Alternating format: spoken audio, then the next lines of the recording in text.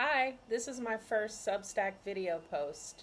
There's some construction going on somewhere over there, so I apologize for the background noise. Hopefully, it won't be too loud and hopefully it won't last for the duration of this post. I'm speaking today about my experience as a semester comes to a close in my MFA program. I'm feeling accomplished after reading all the material that we read this semester and writing about it, analyzing it, discussing it with my cohorts and with my professor. So I just wanted to talk a little bit about that. I'm going to pull up a list of everything that we read and just, you know, chat about it because why not? So, this semester at Queen's University of Charlotte, where I'm an MFA candidate right now, I read such an incredible range of poetry, fiction, nonfiction, screen and stage writing scripts as well. And I just wanted to talk a little bit about what I learned, what challenged me, and what inspired me. So, one of the courses was dealing with list poems and the power of the list as a craft tool, as a technical aspect of, adding the depth that comes along a well executed list poem. So the way it was described was as a generative tool in poetry. So we explored how one item leads to another in the list and how the list can create a rhythm, of course, or like a narrative flow, and even like a mosaic or like a organized constellation of images that are created by the compounding effects of every item. Got some lint on my lip. Yeah, every item that's listed. So, in studying those list poems, I found that I really don't use this tool effectively enough. I've tried, and so it's one of the things that I use when I'm facing, quote unquote, writer's block. But the expertise that was displayed in the poems that we looked at in this class blew me away. And we looked at work by Judith Ortiz Coffer, Adrienne Rich, Yusef Komunyakaa, Carol Sandburg, Elizabeth Alexander, the great Lucille Clifton, and Raymond Carver. Only said the great in front of her name because I always do, because I love her so much. So anyway, I think my favorite out of the collection was Song by Adrienne Rich and Thanks by Yusef Komunyakaa and Sorrow Song by Lucille Clifton. And what each poet did differently, and that's kind of the thing that really blew my mind, is because they're using this very similar technique, but they use it so in such a unique way. Obviously, that's what we poets do. But the way that each poet used the list differently was just, it opened me up to so much more possibility within my own work. Sometimes, it was to capture emotion or to kind of lay out this ephemeral idea that a particular emotion could be or should be or it was trying to be.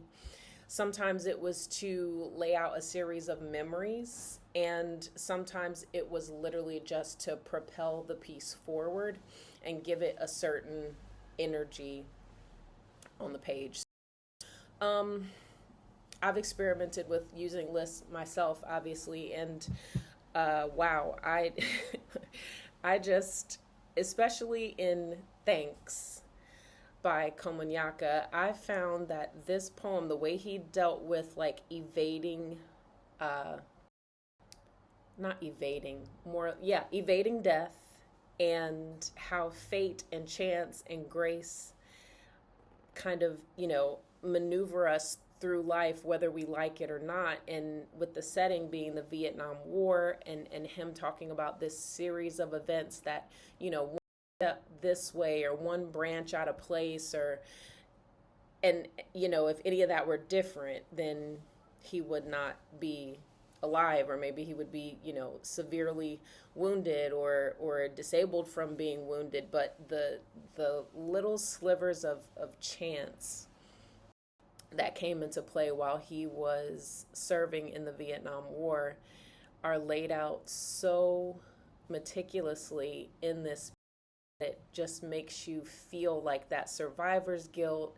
It makes you feel the fragility of life and how we navigate it, and what things are in play, and what things are at work in our favor that we don't even realize. So I'm glad that, like, we have residency coming up in January, and I'm glad that I was assigned that poem to talk about, because I think out of all of them, it's like the most meaty.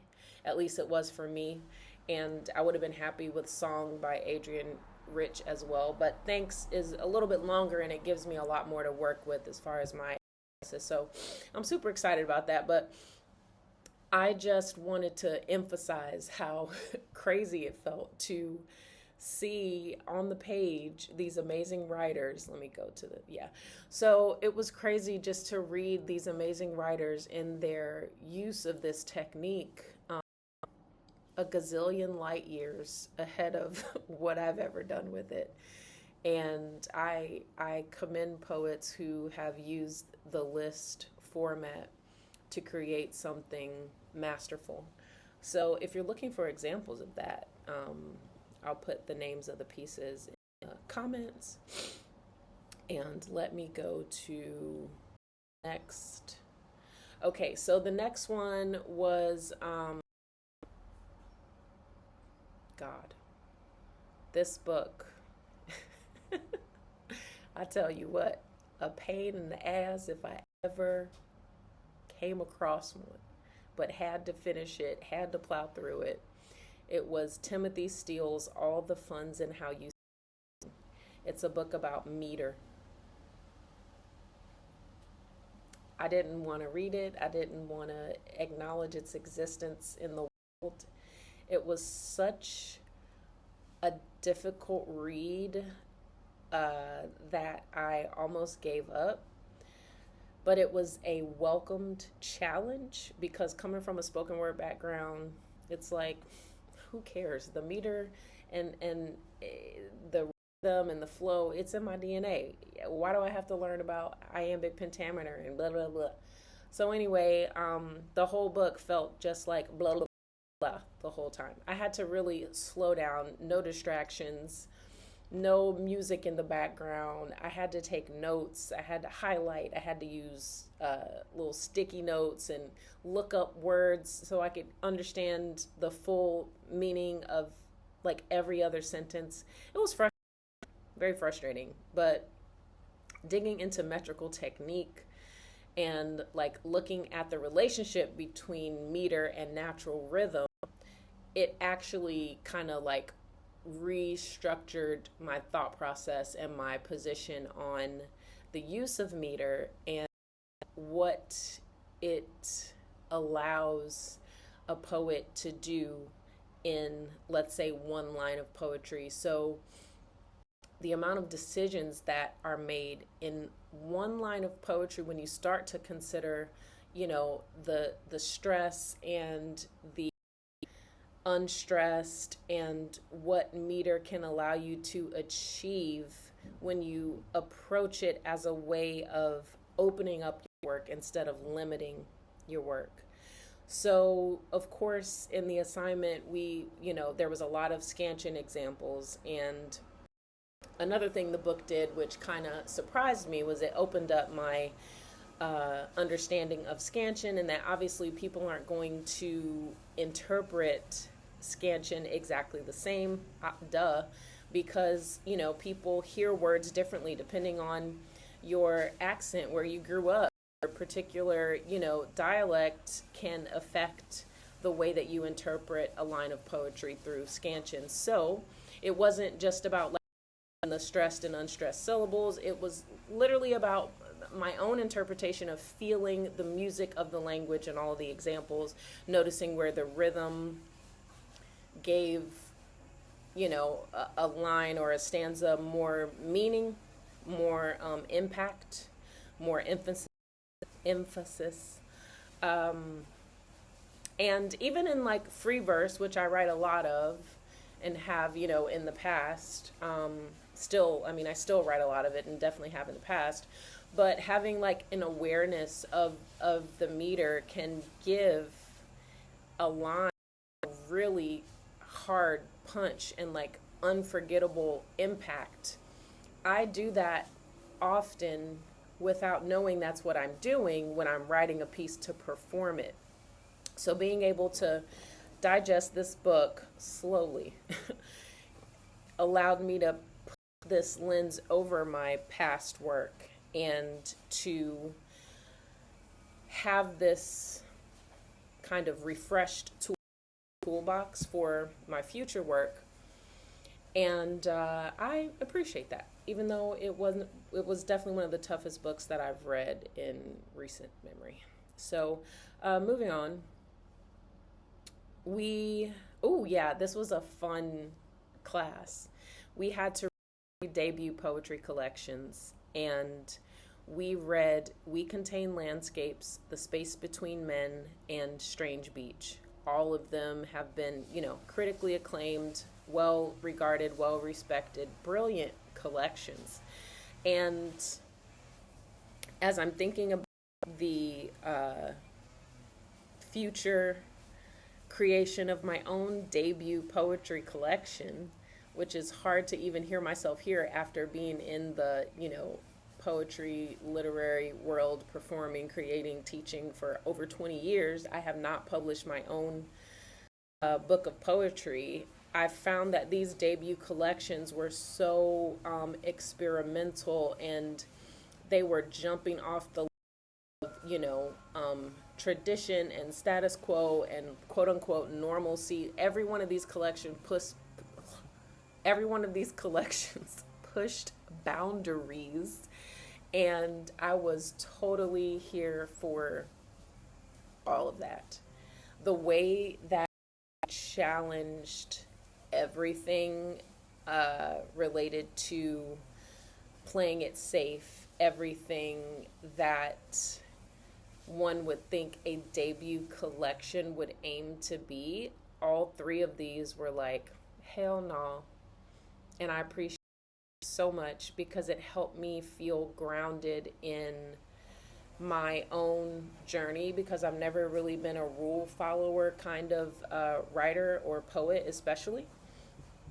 So I was able to read these with a wide lens and a very zoomed in lens to appreciate all what these three debut collections represented in the broader landscape of poetry and the literary arts, and where we are right now with that in 2025, quickly speeding into 2026. But the overall impact of reading these three very different but similarly rebellious and outside of the lines debut collections really did inspire me. And I can't say enough that reading poetry is so important, because if not for this class, I don't know that I ever would have encountered these three collections, and I'm so glad that I did. Work in them really moved me and created, planted some seeds in my own, in my thought process and in the soil of my craft technique that I will definitely use going forward.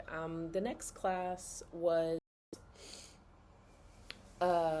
moving into like the teaching aspect of the MFA program that and learning to teach fiction, learning to teach writing fiction, learning to teach the art of writing creative nonfiction, learning to teach poetry writing and writing for the stage and screen is a part of this program. All of these push me out of my comfort zone, maybe not teaching poetry writing so much, but all the other ones, even though I do write fiction and creative nonfiction, I'm so excited to explore my capability of teaching in these genres. So these classes I was really excited to take this semester, and we everything from movement, pacing, conviction, believability, reader engagement. We read, oh my God, the creative nonfiction, I think, was by far my favorite of this semester. The creative nonfiction work that I read. There was a story by Nicholas Montemurano. I hope I said his last name right, but it's called No Results Found, and it's about having to put his family dog down. Oh my God. When I tell you I was bawling out of control, not like that 90s slang reference, I was BAWLING, out of control. I was crying so hard reading this story, and in the moment when I was feeling myself become overwhelmed about some stranger's dog that I never even saw a picture of, let alone had any personal connection with it, that piece was so well written. I could not wrap my head around the way that it me emotionally, and I thought that was one of those moments where I was like, shit, that's what I want my writing to do. I want it to be able to bring the reader in, like snatch them by their collar and just say, come in here and feel this work. I mean, creative nonfiction was hands down my favorite, and the way that we approached those elements in fiction and creative nonfiction were kind of parallel, but the fiction assignments were more about analyzing teaching tools and teaching materials. So there was like an exercise on pacing, an exercise on writing believable, dialogue and scenes, and that conviction in your work was something that we kind of, honed in on, being able to use these tools to teach new writers to employ these things in their craft technique. So moving on, for poetry, we worked through the Penguin Anthology of 20th Century Poetry and this book called The Triggering Town. So the Penguin Anthology had was cultivated and curated by Rita Dove. Her introduction was, so spot on. I used to be one of those people who never read the introduction to a book because I'm like, what's the damn point? Let me just get to the book. But introductions are so important. And I'm glad I learned that many, many years ago. But the introduction helped me, have an understanding of the why certain poems and certain authors were found in the collection.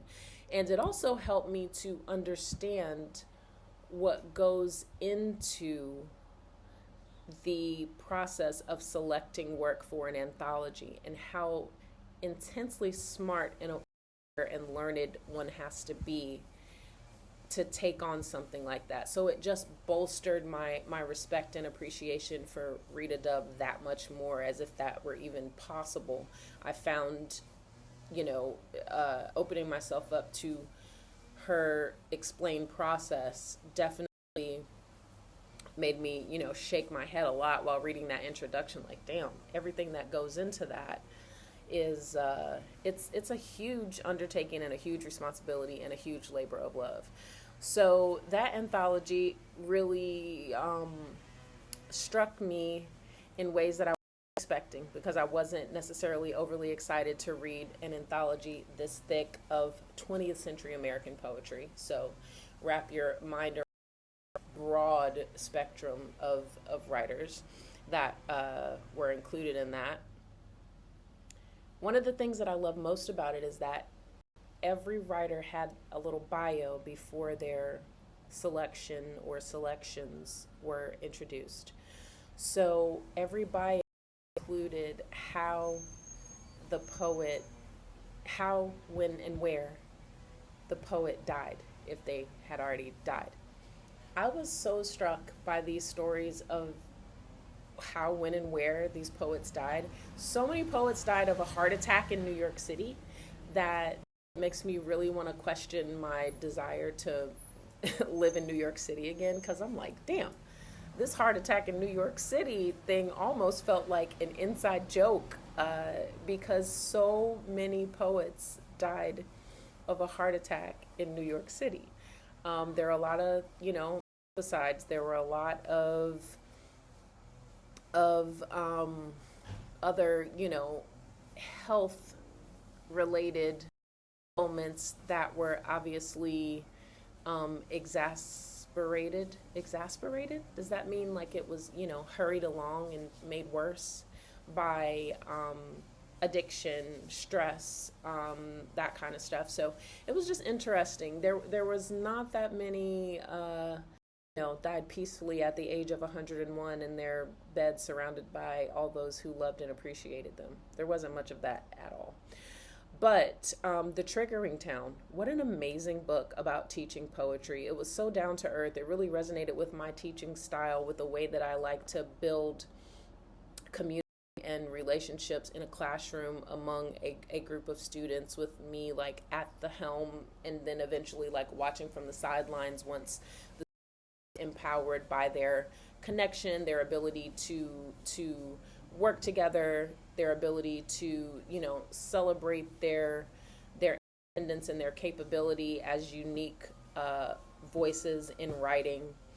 Of course, I've only done that with middle schoolers and high schoolers, but the underlying message in that book really focused on teaching poetry requiring the technical mastery and also just trusting your gut and your intuition, and what elements make your unique voice as a poet.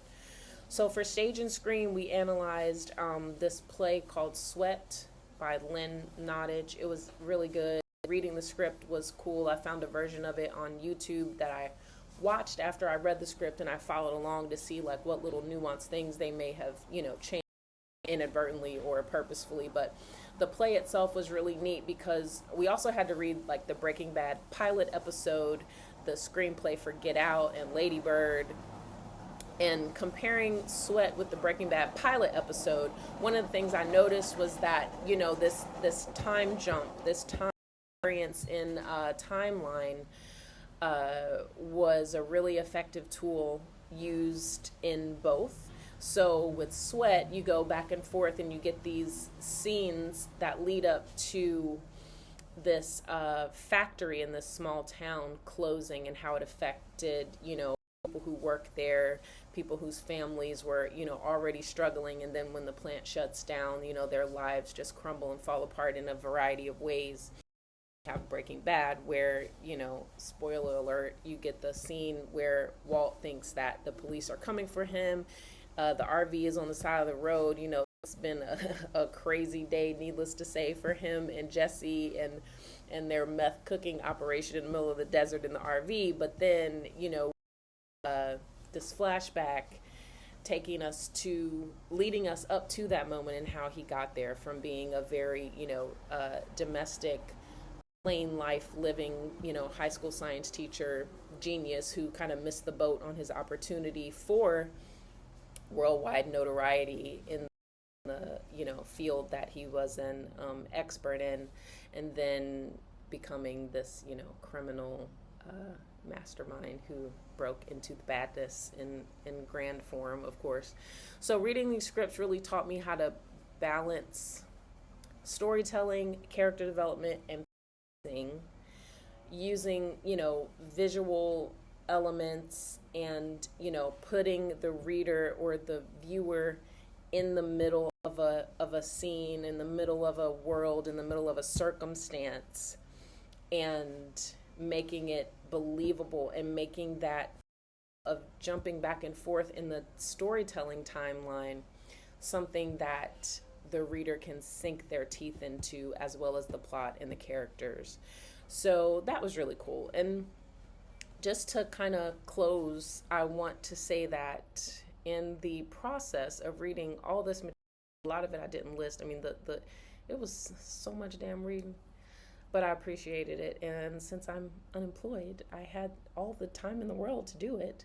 And, cultivating all this material wasn't the easiest, I must say.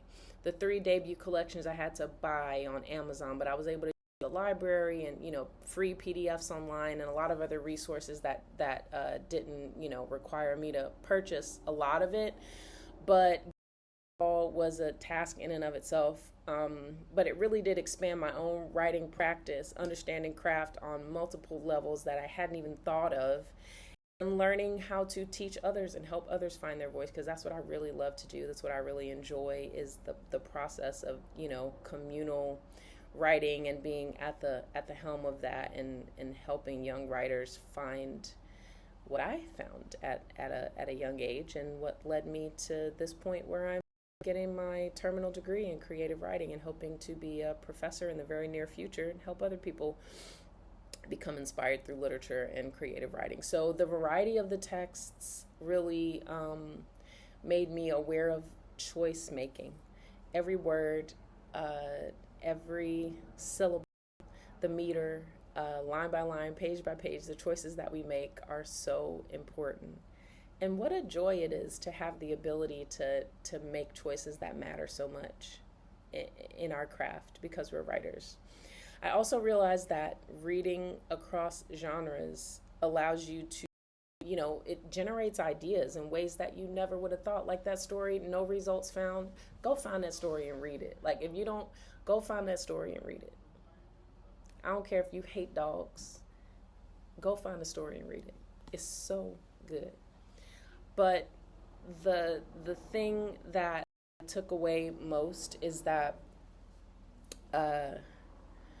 I hope that writers are out there exploring, reading, reading things outside of your genre, reading authors outside of your purview and your scope of interest, because I really was moved to experiment in bolder ways to, I could write a screenplay. I can write creative, and I know I can write it well. It's just that finding something that I could identify with in those genres wasn't, I wasn't looking for that. I was, like hyper focused on poetry, a little bit of fiction, poetry.